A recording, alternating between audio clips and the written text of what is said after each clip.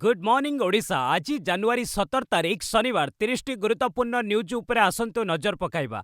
आपण मानंको भल पाइबा स्वरूप गोटे गोटे लाइक निश्चित भाव रखिदेवे। आसंता शिक्षावर्षरु प्रथम रु अष्टम पढ़िबे नुआ पाठ्यपुस्तक। आसंता शिक्षावर्ष अर्थात 2026-27 रु प्रथम रु अष्टम श्रेणी जाए नूतन पाठ्यपुस्तक प्रचलन कराजिबो। ओडिशा राज्य पाठ्यक्रम ढांचा उपरे यह आधारित हेब। राज्यर 1,67,000 शिक्षकों नूतन पाठ्यक्रम दक्ष करने प्रशिक्षण दियाजिबो। पंचम श्रेणी जाए मातृभाषा शिक्षादान को सुदृढ़ कराजिबो। षष्ठ रु दशम जाए छात्र छात्री 10 दिनिया बैग मुक्त शिक्षादान व्यवस्था कराजिबो। एहा द्वारा सेमाने व्यवहारिक ज्ञान और समालोचनात्मक चिंताधारा शिखिपारे। जातीय शिक्षानीति 2020 अनुଯାयी 55टी नूतन एनसीईआरटी पाठ्यपुस्तक को अनुवाद और संदर्भीकरण करिछे। चिलिका 18 तारिख रे पक्षी और 20 रे डल्फिन गणना। एशियार बृहत्तम लवण ह्रद चिलिका प्रतिवर्ष परि चलित वर्ष लक्षाधिक विदेशागत पक्षी और देशीय पक्षी समागम देखा मिली। चिलिका आसंता 18 तारिख रे पक्षी और 20 रे डल्फिन गणना हेब। सकाळ 6टारू अपराह्न 1 घटिका जाए चिलिका वन्यप्राणी डिविजन अंतर्गत सातबड़ा, रंभा, बालुगां, टांगी और चिलिका 5टी रेंज रे 22टी टीम पक्षी गणना नियोजित रहिबे। प्रति टीम्रे जड़े पक्षी विशारद और 3 ରୁ 5 जन गणनाकारी रहिबे। गत वर्ष चिलिका को 196 प्रजातिर 11,27,228 पक्षी समागम होइतिला। चिलिकार विरल इरावाड़ी प्रजाति और सातपड़ा मुहाण बटलनोज प्रजातिर डल्फिन गणना 20 तारिख रे हेब। एही गणना दीर्घ 3 दिन व्यापी 22 तारिख पर्यंत जारी रहिब। डल्फिन गणना निमंते 2टी रेंज रे 18टी टीम नियोजित हेबे। आज रहिबो शीत, आसंता काली ठारू कमिबो। शीतर प्रभाव सामान्य ह्रास पाइथिले मध्य आज अधिकांश जिल्ला रे शीत लहरी रहिबो। तेबे आसंता 2 दिन रे राति तापमात्रा 2 ରୁ 4 डिग्री बढ़िजिबो बोली पाणीपाग विभाग पूर्वानुमान करिछे। गुरुवार 14 सहर रे राति तापमात्रा 10 डिग्री तले थिला। जी उदयगिरी रे सबुठु ठंडा अर्थात पारद 2.6 डिग्री रहितिला। राउरकेला रे 4.6 डिग्री, झारसुगुड़ा रे 5 डिग्री थिला। शनिवार फुलबाणी रे 6 डिग्री, राउरकेला रे 7, झारसुगुड़ा सुंदरगढ़ रे और केन्दुझर रे 8, बारिपदा रे 9, कटक और कोरापुट रे 10 डिग्री रहिपारे बोली पाणीपाग विभाग आकलन करिछे। 20 तारिख जाए विभिन्न स्थान रे कुहुड़ी देखाजिबार संभावना रहिछे। ट्रम्प को निज नोबेल शांति पुरस्कार प्रदान कले भेनेजुएला विरोधी दलर नेता माचाडो। अमेरिका राष्ट्रपति डोनाल्ड ट्रम्प गतकाली व्हाइट हाउस रे भेनेजुएला विरोधी दलर नेता मारिया कोरिना माचाडेंको भेटिछंती।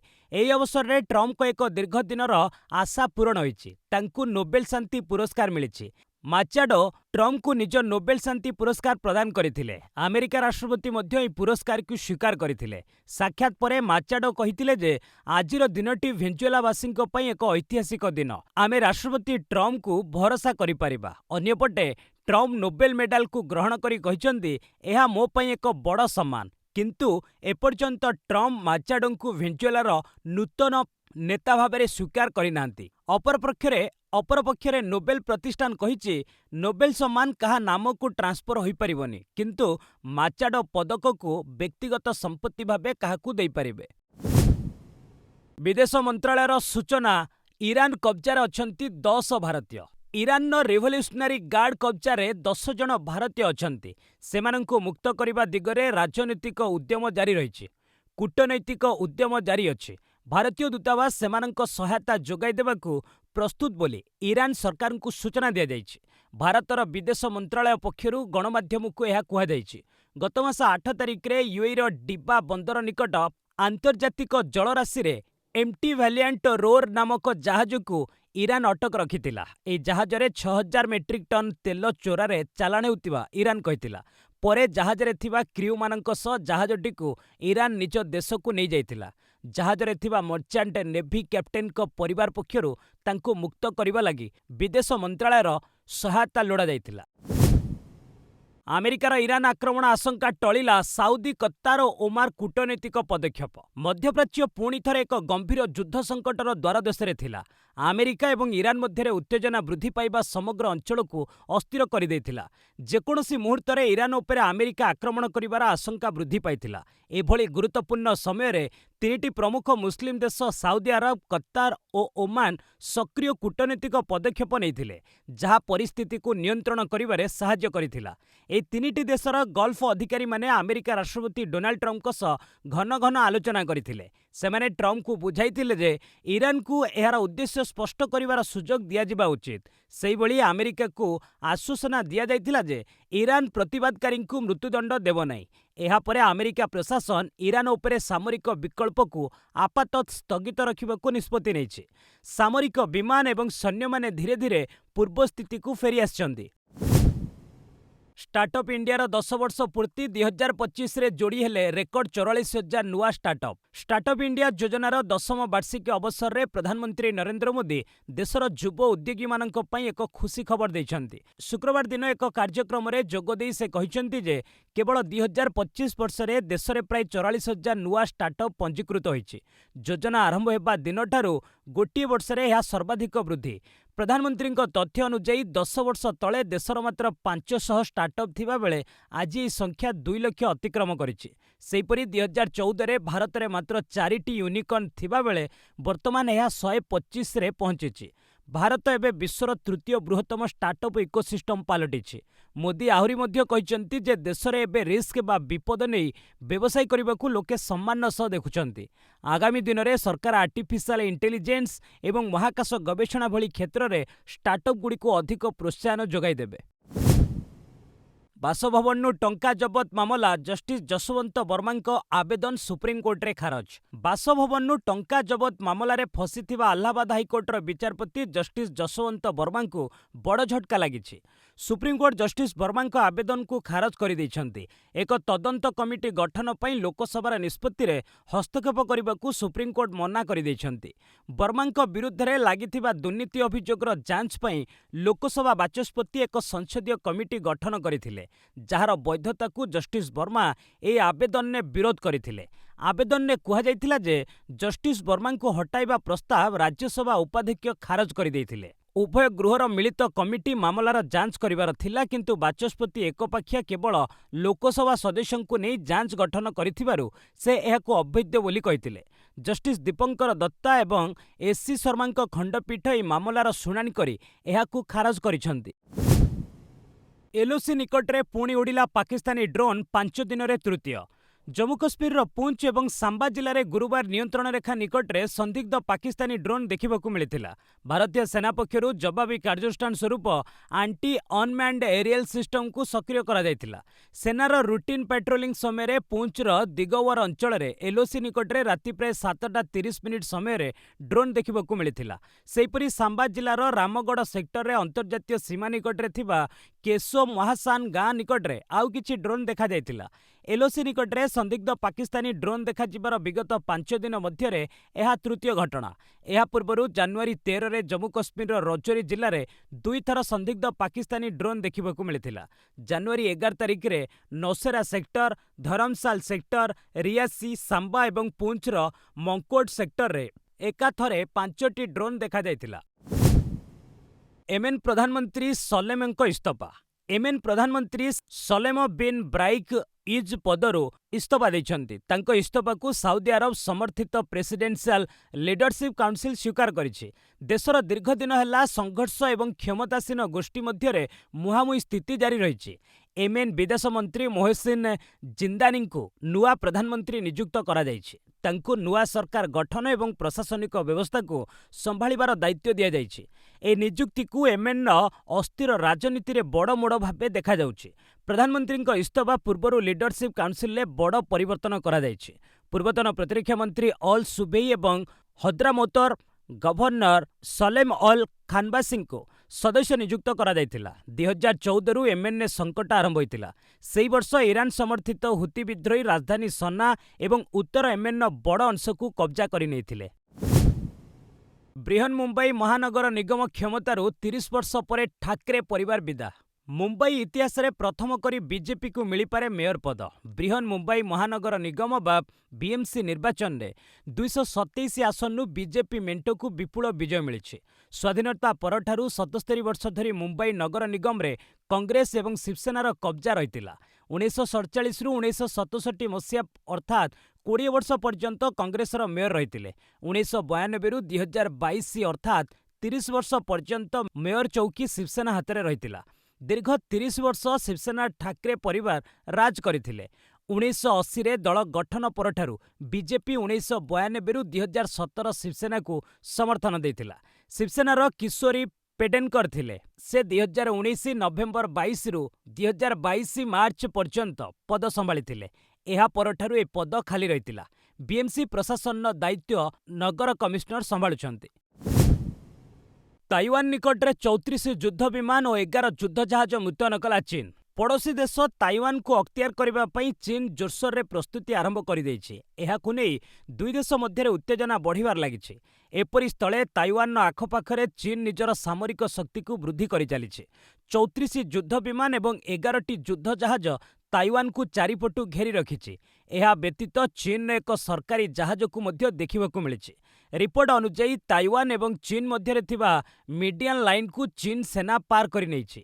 ଏହି 34ଟି ବିମାନ ବାୟୁ ପ୍ରତିରକ୍ଷା ଚିହ୍ନଟ କ୍ଷେତ୍ର ତଥା ADIZ-ରେ ପ୍ରବେଶ କରିଛି। ଏହାକୁ ତାଇୱାନ ପ୍ରଶାସନ ଉସ୍କାଇବା ଭଳି କାର୍ଯ୍ୟ ବୋଲି କହିଛି। ଚୀନ ଯୁଦ୍ଧ ଜାହାଜକୁ ତାଇୱାନର ଉତ୍ତର, ମଧ୍ୟ, ଦକ୍ଷିଣ ପଶ୍ଚିମ ଏବଂ ପୂର୍ବ ଭାଗର ସମୁଦ୍ରରେ ଦେଖିବାକୁ ମିଳିଛି। ବିହାରରେ କଂଗ୍ରେସ ପାଇଁ ବିପଦ, ଜେଡିୟୁରେ ସାମିଲ ହେଲେ 6 ବିଧାୟକ। କର୍ଣ୍ଣାଟକରେ ବିବାଦ ସମାଧାନ କରିପାରୁନଥିବା କଂଗ୍ରେସ ପାଇଁ ବିହାରରେ ଅସ୍ତିତ୍ୱ ପ୍ରତି ବିପଦ ସୃଷ୍ଟି ହୋଇଛି। ଏଠାରେ କଂଗ୍ରେସ ବିଧାୟକଙ୍କ ସଂଖ୍ୟା ଶୂନ ହୋଇଯିବା ସ୍ଥିତି ସୃଷ୍ଟି ହୋଇଛି। ଏବେ ରାଜ୍ୟରେ କଂଗ୍ରେସର 6 ବିଧାୟକ ଅଛନ୍ତି। ଖୁବ୍ ଶୀଘ୍ର ସବୁ ବିଧାୟକ ମୁଖ୍ୟମନ୍ତ୍ରୀ ନୀତିଶ କୁମାରଙ୍କ ଜେଡିୟୁରେ ସାମିଲ ହୋଇପାରନ୍ତି। ମାତ୍ର ଏଭଳି ଖବରକୁ କଂଗ୍ରେସ ନେତାମାନେ ଖଣ୍ଡନ କରିଦେଇଛନ୍ତି। ବିହାରରେ ପୂର୍ବରୁ ବିରୋଧୀ ଦଳର ସ୍ଥିତି ଦୁର୍ବଳ ରହିଛି। ଯଦି କଂଗ୍ରେସ ବିଧାୟକ ସରକାରୀ ମେଣ୍ଟରେ ସାମିଲ ହୁଅନ୍ତି ତେବେ ସ୍ଥିତି ଅଧିକ ଦୟନୀୟ ହୋଇଯିବ। ସୂଚନା ଅନୁଯାୟୀ କଂଗ୍ରେସର ଏକ କାର୍ଯ୍ୟକ୍ରମରେ ବିହାର ବିଧାୟକଙ୍କ ଅନୁପସ୍ଥିତି ଦଳବଦଳ ଚର୍ଚ୍ଚାକୁ ଖୋରାକ ଯୋଗାଇଥିଲା। ମକର ସଂକ୍ରାନ୍ତିର ପୂର୍ବ ସନ୍ଧ୍ୟାରେ ଆୟୋଜିତ ଦହିଚୂଡ଼ା ଭୋଜିରେ 6 କଂଗ୍ରେସ ବିଧାୟକ ସାମିଲ ହୋଇନଥିଲେ। ଜାତିସଂଘ ସୁରକ୍ଷା ପରିଷଦରେ ଆମେରିକା ଇରାନ ରାଷ୍ଟ୍ରଦୂତ ମୁହାଁମୁହିଁ। ଜାତିସଂଘ ସୁରକ୍ଷା ପରିଷଦରେ ବସିଥିବା ଜରୁରୀକାଳୀନ ବୈଠକରେ ଆମେରିକା ଓ ଇରାନର ରାଷ୍ଟ୍ରଦୂତ ମୁହାଁମୁହିଁ ହୋଇଛନ୍ତି। ଆମେରିକାର ରାଷ୍ଟ୍ରଦୂତ ମାଇକ୍ ୱାଲ୍ଜ କହିଥିଲେ, ଇରାନରେ ବିକ୍ଷୋଭକାରୀଙ୍କ ଉପରେ ହେଉଥିବା କ୍ରୂରତା ରୋକିବାକୁ ଆମେରିକା ରାଷ୍ଟ୍ରପତି ଡୋନାଲ୍ଡ ଟ୍ରମ୍ପଙ୍କ ପାଖରେ ଅନେକ ବିକଳ୍ପ ଅଛି। ଇରାନବାସୀଙ୍କ ସାହସ ବେଶ୍ ପ୍ରଶଂସନୀୟ। ଟ୍ରମ୍ପ ଲମ୍ବା ଲମ୍ବା କଥା କୁହନ୍ତିନି, ବରଂ ଆକ୍ସନ କରି ଦେଖାନ୍ତି। ବୈଠକରେ ଉପସ୍ଥିତ ଇରାନ ରାଷ୍ଟ୍ରଦୂତ ଗୁଲାମ ହୁସେନ ଅର୍ଜି ଆମେରିକାକୁ ଜବାବ ଦେଇ କହିଥିଲେ, ଇରାନ ଆମେରିକା ସହ କୌଣସି ସଂଘର୍ଷ ଚାହୁଁନାହିଁ, କିନ୍ତୁ ଆମେରିକା ଯଦି ନିଜ ଆଡୁ କୌଣସି ଆକ୍ରମଣାତ୍ମକ ପଦକ୍ଷେପ ନିଏ ତେବେ ଇରାନ ଛାଡ଼ିବନି। ତାହାର କଡ଼ା ଜବାବ ଦିଆଯିବ। ବିକ୍ଷୋଭକାରୀଙ୍କ କଥା ନ ଶୁଣି ଇରାନ କହୁଛି ଯେ ଆନ୍ଦୋଳନ ପଛରେ ବିଦେଶୀ ଶକ୍ତି କାମ କରୁଛି। ଏଥିରୁ ଜଣାପଡୁଛି ଇରାନ ନିଜ ଲୋକଙ୍କୁ କେତେ ଭୟ କରୁଛି। ଆଉ 2ଟି ଆଇନରେ ସଂସ୍କାର ପାଇଁ କେନ୍ଦ୍ର ସରକାରଙ୍କ ଯୋଜନା। ମନରେଗା ପରେ କେନ୍ଦ୍ର ସରକାର ୟୁପିଏ ସରକାରଙ୍କ ସମୟରେ ଆସିଥିବା 2ଟି ପ୍ରମୁଖ ଆଇନ ଶିକ୍ଷା ଅଧିକାର ଏବଂ ଖାଦ୍ୟ ସୁରକ୍ଷା ଆଇନରେ ସଂସ୍କାର ଆଣିବାକୁ ପ୍ରସ୍ତୁତି ଆରମ୍ଭ କରୁଛନ୍ତି। ସବୁ ଯୋଗ୍ୟ ହିତାଧିକାରୀଙ୍କୁ ଏହି ଯୋଜନାର ଲାଭ ମିଳିବା ଏବଂ ସମସ୍ତ ହିତାଧିକାରୀଙ୍କ 100% ରେଜିଷ୍ଟ୍ରେସନ ସୁନିଶ୍ଚିତ କରାଯିବାକୁ ସରକାର ଚାହୁଁଛନ୍ତି। ଏଭଳି କ୍ଷେତ୍ରରେ ପ୍ରଥମେ ନିୟମ ଏବଂ ପ୍ରଶାସନିକ ଆଦେଶ ଜରିଆରେ ସରକାର ପରିବର୍ତ୍ତନ ଲାଗୁ କରିବାକୁ ଉଦ୍ୟମ କରିବେ। ଯଦି ସୁଫଳ ନ ମିଳେ ତେବେ ସଂସଦରେ ନୂଆ ବିଲ୍ ଅଣାଯାଇପାରେ। ପୂର୍ବରୁ କେନ୍ଦ୍ର ସରକାର ମନରେଗାକୁ ହଟାଇ ନୂଆ ଆଇନ ବିକଶିତ ଭାରତ ଗ୍ୟାରେଣ୍ଟି ଫର ରୋଜଗାର and Ajeevika mission VBG Ramji ଆଇନ ଆଣିଛନ୍ତି। ପୂର୍ବରୁ ଥିବା ଶିକ୍ଷା ଅଧିକାର ଆଇନ ସବୁ ପିଲାଙ୍କୁ ଶିକ୍ଷା ଦେବାରେ ସମ୍ପୂର୍ଣ୍ଣ ବିଫଳ ହୋଇନି ଏବଂ ଖାଦ୍ୟ ସୁରକ୍ଷା ଆଇନ ଆସିବା ସତ୍ତ୍ୱେ ସବୁ ପରିବାର ଯାଏ ରାସନ ପହଞ୍ଚି ନାହିଁ ବୋଲି ବରିଷ୍ଠ ଅଧିକାରୀ କହିଛନ୍ତି। ଆସନ୍ତା 20ରେ ବିଜେପିକୁ ମିଳିବ ନୂଆ ରାଷ୍ଟ୍ରୀୟ ଅଧ୍ୟକ୍ଷ। ଜାନୁଆରୀ 20 ତାରିଖରେ ଭାରତୀୟ ଜନତା ପାର୍ଟିକୁ ନୂଆ ରାଷ୍ଟ୍ରୀୟ ଅଧ୍ୟକ୍ଷ ମିଳିବେ। ଅଧ୍ୟକ୍ଷ ନିର୍ବାଚନ ଲାଗି ବିଜେପି ଆନୁଷ୍ଠାନିକ ବିଜ୍ଞପ୍ତି ଜାରି କରିଛି। ବିଜ୍ଞପ୍ତି ଅନୁସାରେ ଜାନୁଆରୀ 19 ତାରିଖ ଦିନ 2ଟାରୁ 4ଟା ମଧ୍ୟରେ ନାମାଙ୍କନ ଦାଖଲ ହେବ। 4ଟାରୁ 5ଟା ମଧ୍ୟରେ ପ୍ରାର୍ଥୀପତ୍ର ଯାଞ୍ଚ କରାଯିବ। ପ୍ରାର୍ଥୀମାନେ ସେହିଦିନ ସନ୍ଧ୍ୟା 5ଟାରୁ 6ଟା ମଧ୍ୟରେ ପ୍ରାର୍ଥୀପତ୍ର ଫେରାଇ ନେଇପାରିବେ।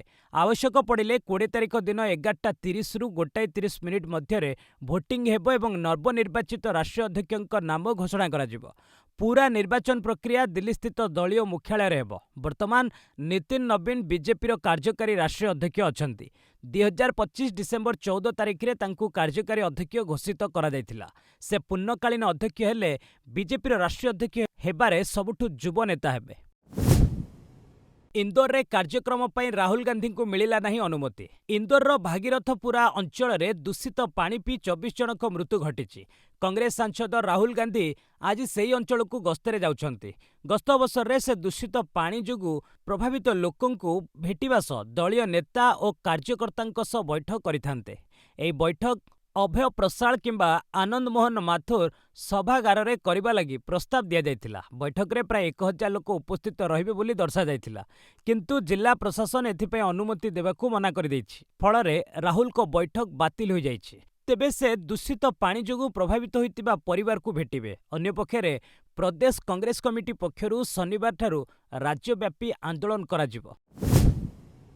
ईरान ने फसिछंती 9000 भारतीय देश छाड़िबाकू भारतर परामर्श। ईरान ने सरकार विरोधी विक्षोभ और हिंसा भितर सेठारे प्राय 9000 भारतीय फसी रहिछंती।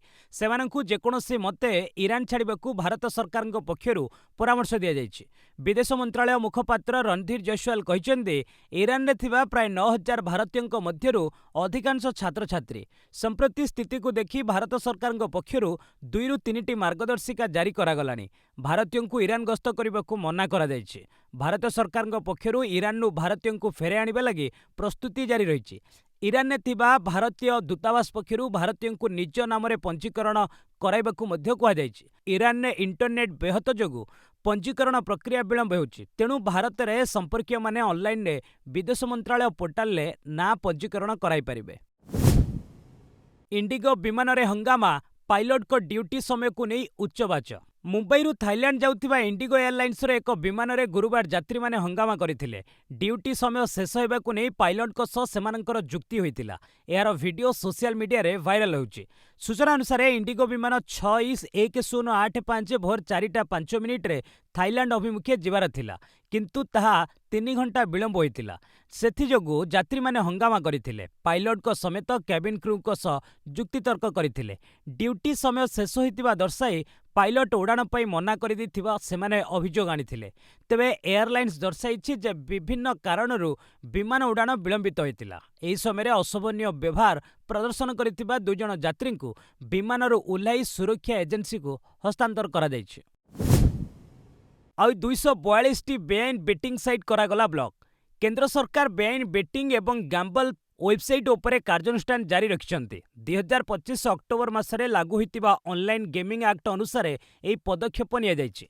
शुक्रवार 242 बेआईन बेटिंग एवं गैम्बलिंग वेबसाइट को ब्लॉक करा जायछि। नूतन आईन लागू हेबा दिनरू एपर्यंत मोट प्राय 7800 वेबसाइट ब्लॉक करा जायछि।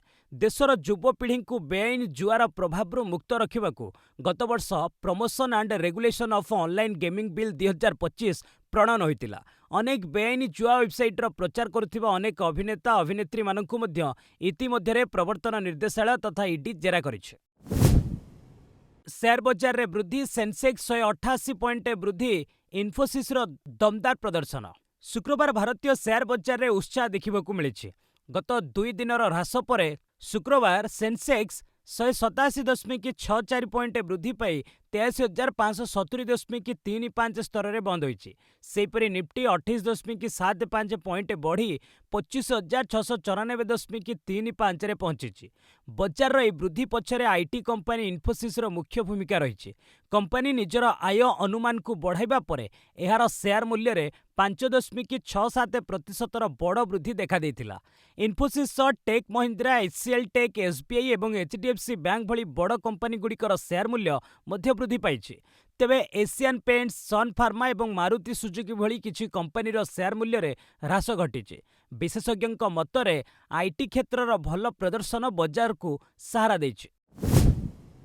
एप्रिल टोल प्लाजा हेबो कैशलेस, केवल फास्टैग यूपीआई रे देबे। एप्रिल 1 देशर समस्त टोल प्लाजा कैशलेस होइजिवो। गाड़ी चालकंकु टोल देय देबा लगी केवल फास्टैग किंबा यूपीआई पेमेंट व्यवहार करबाकू हेबो। टोल प्लाजा गुड़िकरे नगद लेनदेन संपूर्ण निषेध हेबो। एही पदक्षेपर मूल उद्देश्य टोल प्लाजा गुड़िकरे लागुथिबा लंबा धाड़ी को समाप्त करबा। एही नो स्टॉप सिस्टम पायलट प्रकल्प वर्तमान देशर 25टी टोल प्लाजा रे परीक्षा भित्तिरे आरंभ करा जायछि। नुआ नियम लागू पूर्वरु निज फास्टैग अकाउंट को एक्टिव रखिबाकू किंबा स्मार्टफोन ने यूपीआई पेमेंट रो सुविधा रखिबाकू कुहा जायछि। बिना डिजिटल पेमेंट रे टोल प्लाजा रे जरिमाना पड़िबो किंबा फेरिबाकू पड़िबो। बजेट पाई फेब्रुआरी 1 तारिख खोला रहिबो शेयर बजार। प्रतिवर्ष परी एथर भी फेब्रुआरी 1 तारिख रे साधारण बजेट आगत हेब। जदिओ ए वर्ष फेब्रुआरी 1 रविवार पड़ुछि, एहा सत्ते शेयर बजार साधारण दिन परी खोला रहिब। बॉम्बे स्टॉक एक्सचेंज बीएसई एवं नेशनल स्टॉक एक्सचेंज शुक्रवार एक सर्कुलर जारी करी ए सूचना दैछन्ति। एक्सचेंज अनुसार बजेट दिन निवेशक एवं ट्रेडर बजार रे प्रतिक्रिया देखिबे। सेथिपई रविवार स्वतंत्र ट्रेडिंग सेशन रखिबार निष्पत्ति निया जायछि। फेब्रुआरी 1 रविवार सकाळ 9 रु 9:08 पर्यंत प्री ओपन सेशन हेब। सकाळ 9:15 रु साधारण ट्रेडिंग आरंभ होई अपराह्न 3:30 जाए चलिब। ईडीर बड़ दाबी मेहुल चोक्सीर पुओ मनी लॉन्ड्रिंग रे सामिल। भारतरू कोटी कोटी टंका ठकी विदेश पलाइथिबा पलातक व्यवसायी मेहुल चोक्सीर पुओ रोहन चोक्सी को नहीं ईडी बड़ दाबी करिछि। रोहन मध्य मनी लॉन्ड्रिंग रे सामिल थिबा कुहा जाइछि। दिल्लीर फॉरफिटेड प्रॉपर्टीज अपीलेट ट्रिब्यूनाल तथा एटीएफपी रे निकट रे दाबी करा जाइछि। सूचना अनुसार मुंबई स्थित एक संपत्ति को जबत विरोध रे रोहन आवेदन दायर करथिले। 2018 रे ईडी संपत्ति को जबत करथिला। रोहन कहिथिले जे एही संपत्ति तांको पारिवारिक ट्रस्टर 1994 रे एहाकू क्रय करा जाइथिला, किंतु ईडी एटीएफपी निकट रे कहिथिला जे 2013 रे मेहुल एही संपत्ति को पुओ नाम को ट्रांसफर कराइथिले। एहार तदंतरे मिलिथिबा प्रमाणरू रोहन मध्य मनी लॉन्ड्रिंग रे सामिल थिले बोली जणा पड़िछि। त्रुटि सुधारिला आईसीसी। 1547 दिन शीर्ष रे रहिचंती कोहली। तारका भारतीय बैटर विराट कोहली निकटरे आईसीसी दिनिकिया मान्यतार शीर्ष स्थान को फेरिथिले। विश्व क्रिकेट सर्वोच्च संस्था आईसीसी पक्षरु ए अवसर रे सामाजिक गणमाध्यम रे एक पोस्ट करा जायथिला। कोहली तांको क्यारियर रे मोट उपरे 825 दिन दिनिकिया रैंकिंग रो शीर्ष रे रहितिबा नै तथ्य प्रदान करा जायथिला, किंतु आईसीसी रे तथ्य भूल रहितिबा नै सामाजिक गणमाध्यम रे यूजर दाबी करथिले। एपरिक आईसीसी पूर्वरु पोस्ट करिथिबा किछि तथ्य को यूजर माने शेयर करथिले, जेउथिरे कोहली 1547 दिन एक नंबर स्थान रे रहितिबा नै आईसीसी पक्षरु सूचना दिया जायथिला। आईसीसी त्रुटि को जानिबा परे सद्य करिथिबा पोस्ट को सामाजिक गणमाध्यम डिलीट कर देथिला। एथिसो कोहली 1547 दिन दिनिकिया रैंकिंग रो शीर्ष रे रहितिबा नै नुआ पोस्ट आईसीसी करिछि। आर्जन बर्षणे भारतर 92तम चेस ग्रांडमास्टर।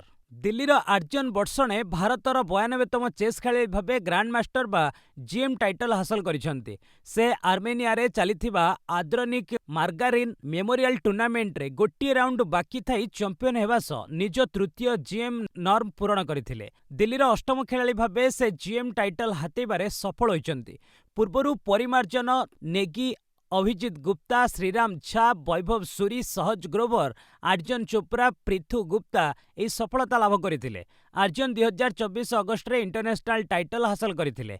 एहार 1.5 वर्ष मध्यरे से जीएम टाइटल हासिल करिसंती। से ग्रीस, बांग्लादेश और आर्मेनिया रे 3टी जीएम नॉर्म हासिल करथिले। कलिंगरे सब जूनियर जातीय रग्बी भाग नेले 24 राज्यर 550 खेलाड़ी। कलिंग स्टाडियम रे शुक्रवार ठारू 10म sub junior rugby sevens elite championship आरंभ होईछि। ए जातीय स्तरीय 15 वर्षରୁ कम प्रतियोगिता जनवरी 21 तारिख पर्यंत खेलाजिब। क्रीड़ा मंत्री सूर्यवंशी सूरज ए प्रतियोगिता को उद्घाटन करथिले। प्रथम दिवस रे बालिका विभाग मैच खेला जायछि। एथिरे ओडिशा दल डबल विजय हासिल करी प्री क्वार्टर फाइनल ले प्रवेश करिछि। पूल डी रे ओडिशा बालिका दल 35-0 उत्तर प्रदेश को और 28-0 राजस्थान को हराइथिला। प्री क्वार्टर रे ओडिशार मुकाबिला उत्तराखंड सह हेब। सेहिभଳି जनवरी 20 और 21 तारिख रे बालक विभाग मैच खेलाजिब। उभय बालक और बालिका विभाग रे मोट 68टी लेखाएं मैच खेलाजिब। यूए रे बंदी थिबा भाई विक्रांतଙ୍କ ପାଇଁ सेलिना जेटलीଙ୍କ भावप्रवण वार्ता। पूर्वतन अभिनेत्री तथा सौंदर्य राणी सेलिना जेटली सेना दिवस रे एक गभीर भावप्रवण वार्ता शेयर करिसंती। एहाकु से तांको भाई मेजर विक्रांत कुमार जेटली को उत्सर्ग करिसंती। विक्रांत गत सेप्टेम्बर रु आबुधाबी रे बंदी अछंती। सोशल मीडिया रे शेयर करिथिबा ए वार्ता रे सेलिना उल्लेख करिसंती जे सेना रे जोग देउथिबा कर्मचारी परिवार माने मध्य सेवा करंती, केवल पदक बिना। 2000 मसिया रे सेना रे थिबा भाई विक्रांत को लिखिथिबा एक चिठी को मध्य शेयर करी सेलिना स्मृति उजागर करिसंती। प्रकाशयोग्य अवसरप्राप्त मेजर विक्रांत को आबुधाबी रे अटक को नहीं आईनगत लड़ई जारी रही। दिल्ली हाइकोर्ट केंद्र सरकार को एक नोटिस जारी करी 4 सप्ताह मध्य एक स्थिति रिपोर्ट दाखल करने को निर्देश देइछंती।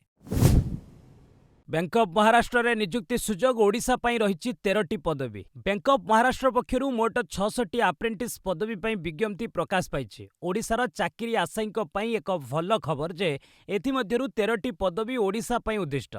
जेकोसी विषय रे स्नातक डिग्री हासिल करिथिबा 20 रु 28 वर्ष बयसर प्रार्थी माने एथि पई आवेदन करि परिबे। ओडिशारू आवेदन करुथिबा प्रार्थींकु ओडिया भाषा लेखिबा, पढ़िबा एवं कहिबा जणाथिबा बाध्यतामूलक। मनोनीत प्रार्थींकु एक वर्ष पई मासिक 12,300 टंका स्टाइपेंड मिलिबो। आवेदन शेष तारीख 25 जनवरी 2026 रहिछि। आग्रही प्रार्थी माने तुरंत बैंक ऑफिशियल वेबसाइट bankofmaharashtra.in को जाई ऑनलाइन आवेदन करि परिबे। रिजर्व बैंक रे 10म पास पिलांक पई बंपर निजुक्ति सुजोग। भारतीय रिजर्व बैंक पक्षरु देशव्यापी 572टी ऑफिस अटेंडेंट पदवी पई आवेदन प्रक्रिया आरंभ होईछि।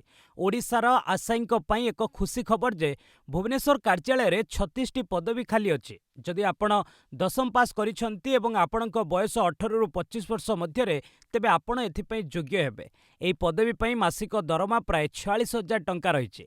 आवेदन शेष तारीख 4 फेब्रुआरी 2026 रहिछि। आग्रही प्रार्थी माने तुरंत आरबीआई ऑफिशियल वेबसाइट को जाई आवेदन करि परिबे। बस आज पई एट रखिबा, पुणी ने आसीबी लेटेस्ट अपडेट। से पर्यंत विदाय नउछि। जय हिंद, जय भारत।